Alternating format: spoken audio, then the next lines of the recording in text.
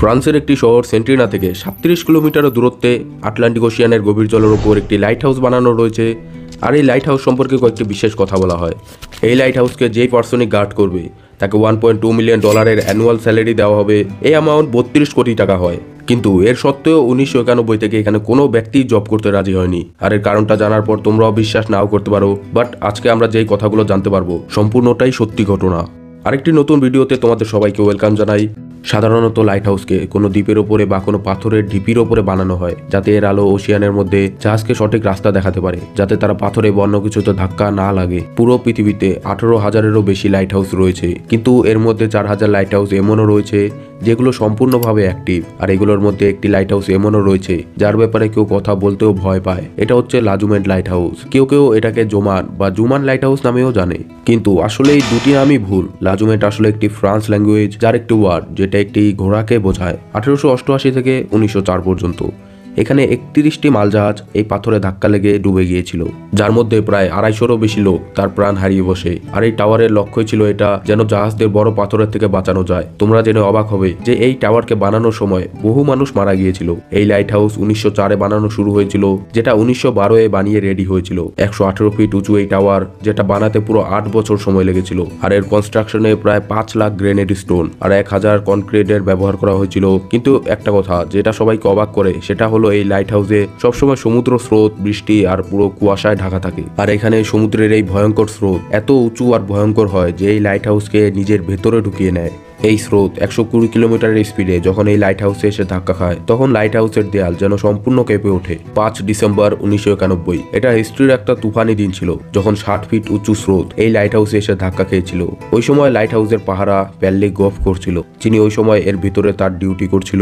তিনি এই তুফানে পুরো আতঙ্কিত হয়ে গিয়েছিল। হঠাৎ তিনি বাইরে হেলিকপ্টারের শব্দ শুনছিল। সে ভাবলো হয়তো কেউ বাইরে তার হেল্প করতে এসেছে, কিন্তু এই হেলিকপ্টার ছিল জন কোসারে, যিনি একজন ফটোগ্রাফার ছিলেন। তিনি ওই দিন সমুদ্রে ফটোগ্রাফি করতে এসেছিলেন। যখনই প্যাল্লিগোভ লাইট হাউসের দরজায় সাহায্যের জন্য পৌঁছায়, তখন লাইট হাউসের পেছন থেকে একটি বড় স্রোত আসলো আর তাকে স্রোতের সঙ্গে ভাসিয়ে নিয়ে গেল, যার ফলে তার মৃত্যু হয়ে যায়। তার বডি সমুদ্রের কোথাও খুঁজে পাওয়া যায়নি, কিন্তু একটা ফটো পাওয়া গিয়েছিল যেটা হেলিকপ্টার থেকে জন কোসার নিয়েছিল, যেটার পর ওই লাইট হাউস অনেক বেশি ফেমাস হয়ে যায়। আর ওই ফটোর সাথে সাথে কিছু কথাও অনেক ফেমাস হয়ে যায়, যেটা ওই লাইট হাউসকে আরো বেশি ভয়ঙ্কর বানিয়ে তোলে। এই অদ্ভুত লাইট হাউসকে দেখে বহু মানুষের মনে একটাই প্রশ্ন আসে যে এই লাইট হাউসকে বানানো কেন এত ইম্পর্টেন্ট ছিল। এই লাইট হাউসের লাইট সবসময় জ্বলতে থাকা কেন এত প্রয়োজন? এটা জানতে হলে আমাদের কিছু সময় পেছনে যেতে হবে। এটা সেই সময় ছিল যখন যাতায়াতের জন্য কোনো রোড ছিল না কোনো রকম গাড়ি। লম্বা যাত্রার জন্য সবচেয়ে সেফ এবং ভালো মাধ্যম ছিল সমুদ্র। কিন্তু এখানেও একটা প্রবলেম ছিল, আর ওটা ছিল এই সমুদ্রে জাহাজের হঠাৎ অদৃশ্য হয়ে যাওয়া। লোক সমুদ্রে যেত তো ঠিকই, কিন্তু আর ফিরে আসতো না। কারণ কি, আমাদের পৃথিবীর 71% সমুদ্রের মধ্যে যদি আমরা পুরো পৃথিবীর ল্যান্ড এক জায়গায় নিয়ে আসি বা 7টি কন্টিনেন্টকে মিলিয়ে দিই, তাও প্যাসিফিক ওশিয়ান বেশি বড় হবে। আগেকার সময়ে নাবিকরা যখন যাত্রা শুরু করতো, তো তারা তো কিছুই জানতো না যে পরের ভূমি তাদের থেকে কতটা দূরে রয়েছে। কারণ নেভিগেশন ওই সময় সব থেকে বড় সমস্যা ছিল। তখন আজকের মতো জিপিএস সিস্টেম ছিল না। জাহাজের দিক নিশ্চিত করার জন্য তাদেরকে সূর্যকে দেখতে হতো। রাত্রের সময় রাস্তা দেখার জন্য তাদেরকে তারাকে ট্র্যাক করতে হতো। শুরুতে তাদের কিছু নেভিগেশন টুলের ভরসা করতে হতো, যেটা থেকে তারা সমুদ্রের রাস্তা খুঁজতে কিছুটা সাহায্য হতো। কিন্তু সমুদ্রে যখন বহু দূর পর্যন্ত তুফান আসতো, তখন জাহাজ তার সম্পূর্ণ ডিরেকশন হারিয়ে ফেলতো। এর জন্য তারা মাসের পর মাস ওশিয়ানে ঘুরতে থাকতো, আর দ্বীপ না দেখতে পেলে তারা খিদে এবং তেষ্টায় সেখানেই মারা যেত।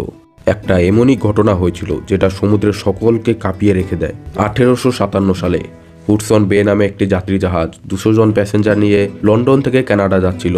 এই জাহাজের যাত্রীর জিনিসপত্রের সাথে খাবারের জিনিসও ছিল অনেক।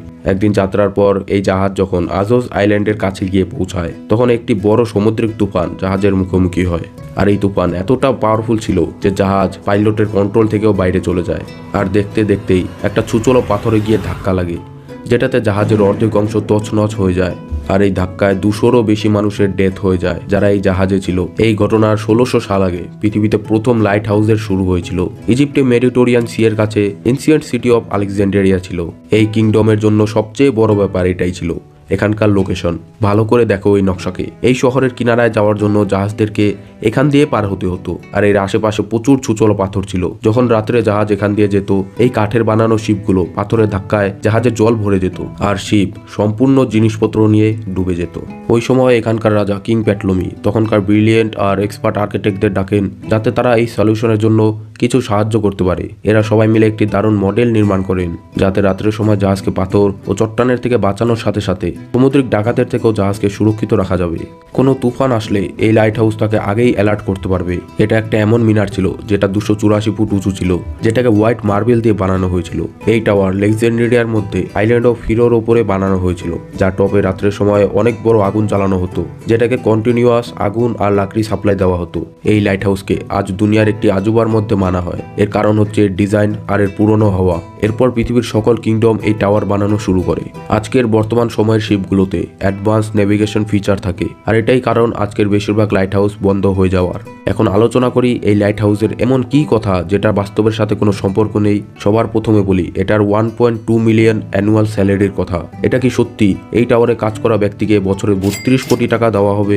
1991 থেকে প্যার লিগফের মৃত্যুর পর এই লাইট হাউসে সম্পূর্ণ অটোমেটেড বানিয়ে দেওয়া হয়েছে, যেটার পর এখানে কোনো রকম ওয়ার্কার কোনো কাজ করতে আসেনি। এই লাইট হাউসকে এখন ডিরেক্ট স্যাটেলাইট থেকে কানেক্ট করা হয়েছে, যাতে একে দূর থেকেই কন্ট্রোল করা যায়। পৃথিবীতে এখনো এমন লাইট হাউসও রয়েছে যেখানে এখনো লোক কাজ করে। এখানে কাজ করার জন্য ওয়ার্কারের জীবন আতঙ্কে ভরা থাকে। এনাদের কয়েক মাসের ট্রেনিংও দেওয়া হয় এখানে কাজ করার জন্য। কোনো সাধারণ মানুষ এখানে 4 ঘন্টাও বেঁচে থাকতে পারবে না। লাইট হাউসের এক কিপার বলেছিল এই লাইট হাউসে প্রথম রাত আতঙ্কে ভরা থাকে, কারণ এখানে সমুদ্র স্রোত প্রচুর স্পিডে আসে, আর যখন এটা টাওয়ারে এসে লাগে মনে হয় যেন কেউ লাইট হাউসে ধাক্কা মারছে, যেটার জন্য পুরো রাত ঘুম হতো না। উনি এটাও বলেন যে আমি কখনো নিজেকে এতটা একা অনুভব করিনি। সমুদ্রের এই স্রোত আমাকে যেন কেউ থাকার একটি অনুভব করায়। মনে হতো যেন কেউ আমাকে দেখছে।